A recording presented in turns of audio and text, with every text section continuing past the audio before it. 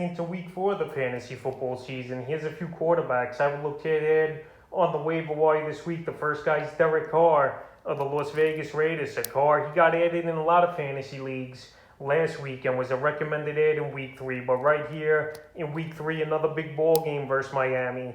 386 passing yards, 2 touchdowns, an interception, and -2 yards rushing. So it was a good ball game for Carr with 31 fantasy points in fantasy leagues. And right here, each and every week, he's going out there and he's put up over 30 fantasy points the first 3 weeks of the season. And week 4, he's got a pretty decent matchup at the Los Angeles Chargers. Even so, we saw the Chargers knock off the Kansas City Chiefs in week 3. But Derek Carr, he's a gunslinger. He's finding ways to make plays with a limited wide receiving group with Henry Ruggs, Edwards, and Hunter Renfrow. And obviously, Darren Waller is one of the better tight ends in the league. But right here, Raiders 3-0.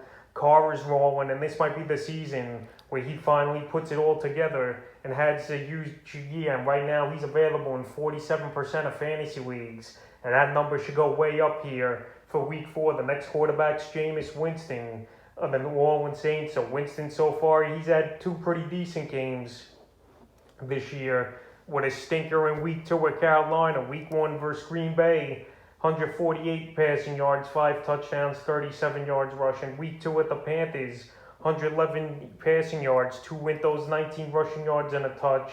And week 3 at New England, 128 yards, 2 passing touchdowns. So Winston here, he's more of a game manager in a way for this New Orleans Saints team. And we saw Taysom Hill take a couple goal line snaps, including scoring a touchdown in that game. But week 4, Winston's got a great matchup versus the New York Giants. In week 3, he was a recommended drop, but now he's back on the ad list because of his matchup in week 4. Obviously, I wouldn't have him as a recommended ad if it wasn't a great matchup in week 4. He did get dropped in 22% of fantasy leagues heading into week 3, but after a pretty decent game in week 3 in New England, I think week 4 versus the Giants, he could get anywhere from 22 to 30 fantasy points. And right now, he's available is Winston in 54% of fantasy leagues. The next quarterback's Taylor Heinicke of the Washington football team. So this guy, he's got some poise in the pocket.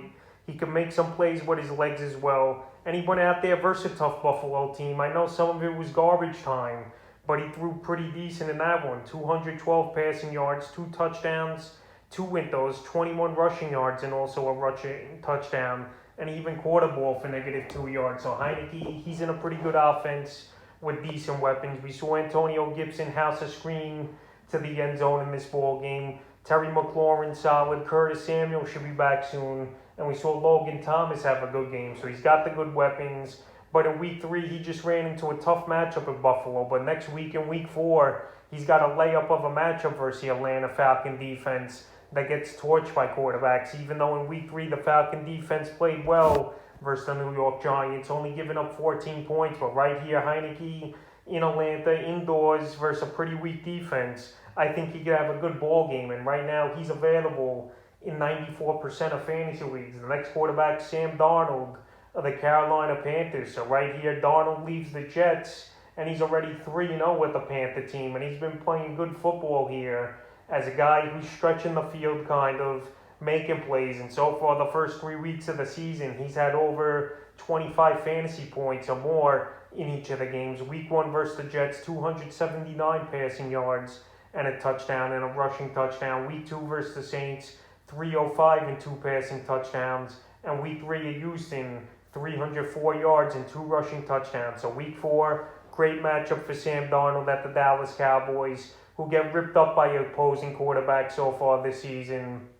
And Darnold, I think he could reach the 300-yard plateau once again in this ball game at Dallas. And right here, he's available right now in Darnold, and still a whopping 69% of fantasy leagues. And right here, I know they're without Christian McCaffrey, and he might have to throw the ball even more, where I could see this be a mini shootout versus Dallas and Darnold. So if Darnold's out there in deeper leagues and 2 quarterback leagues, he's definitely worth an ad. And the 5th and final quarterback is Jacobi Brissett of the Miami Dolphins. So Brissett in week 3, he looked pretty decent, in my opinion, versus the Las Vegas Raiders. He finished that ball game in a losing effort in overtime, 215 passing yards, 37 yards rushing, and a touchdown, and a 2-point conversion. So right here, he hung in there. He had a game-tying drive for this Dolphin team at the end of that. And here in Week 4 versus one of his former teams, the Indianapolis Colts. So, it's a revenge and comeback game here for Brissett, where he wants to go out there and prove them wrong, because the Colts, they're 0-3 this season so far with Carson Wentz in there. And Brissett, he wants to go out there and say, I did a lot for this Colt franchise, and show up in this game. So I think Brissett, as a 1 week only start in deeper leagues or 2 quarterback leagues, is definitely worth an ad, and he's available in 98% of fantasy leagues. So that's a few quarterbacks I've looked at on waivers heading into Week 4 of the fantasy football season.